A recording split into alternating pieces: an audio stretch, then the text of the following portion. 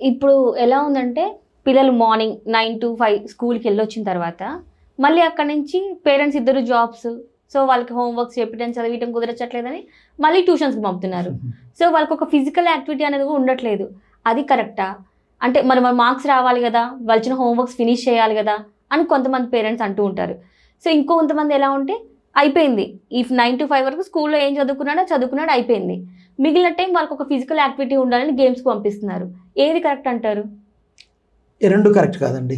కొంతమంది పేరెంట్స్ ఉంటారు, హోంవర్క్ గనక తక్కువ ఇస్తే స్కూల్స్ పైన పడిపోతారు, ఇంటికి వచ్చాక వాళ్ళు చేయడానికి ఏముండట్లేదు. హోంవర్క్ అంటే ఏంటి తెలుసా?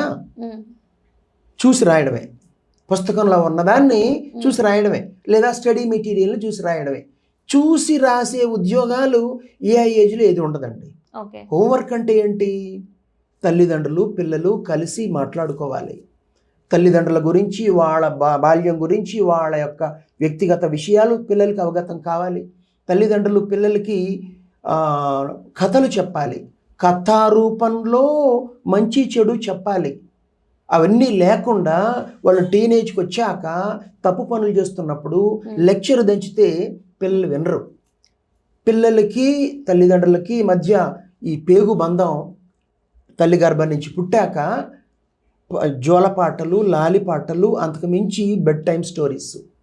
మీరు ఎంత బిజీ అయినా కావచ్చు, మీ పిల్లలతో సరే ఆఫీసు ప్రెషరు, ఒకప్పుడు 5:30కి ఇంటికి వచ్చేసేవాళ్ళు, ఇప్పుడు రాత్రి 10 ఇవన్నీ నేను ఒప్పుకుంటున్నానండి. కానీ where there is a will there is a way. మనసు ఉంటే మార్గం ఉంటుంది. పిల్లలతో టైం స్పెండ్ చేయాలి, దీనికి మరో ప్రత్యామ్నాయం లేదు. పిల్లలతో ఇండోర్ గేమ్స్ ఆడించాలి, అవుట్డోర్ గేమ్స్ ఆడించాలి. పిల్లలకు గనక స్పెసిఫిక్ అభిరుచి ఉంటే అభిరుచి ప్రకారం వాళ్ళని మీరు ఇందాక చెప్పారే క్రికెట్, హాకీనో ఇంకో గేమ్కో పంపచ్చు. అంతేగాని ఏదో పంపడం కరెక్ట్ కాదండి. ముఖ్యంగా పిల్లలు ఇంటికి వచ్చాక టెక్స్ట్ పుస్తకాలు చదవాలి, కథల పుస్తకాలు చదవాలి, టీవీ ఛానల్స్లో వచ్చి మంచి కార్యక్రమాలు, న్యూస్ ఫర్ ఎగ్జాంపుల్, ఇంగ్లీష్ కావచ్చు, హిందీ కావచ్చు, తెలుగు కావచ్చు, కొన్ని కరెంట్ అఫైర్స్ ఇష్యూస్ వాళ్ళ ఏజ్ బట్టి, నేషనల్ జియోగ్రఫిక్ ఛానల్ లాంటి ఎడ్యుటైన్మెంట్ ప్రోగ్రామ్స్ ఉంటాయి, వాటిని చూడాలి. యావరేజ్గా రోజుకి 45 నుంచి 60 నిమిషాలు టీవీ చూడొచ్చండి. మొబైల్ని ముట్టుకోకూడదు, పుస్తకాలతో సహవాసం చేయాలి, తల్లిదండ్రులతో సమయం గడపాలి.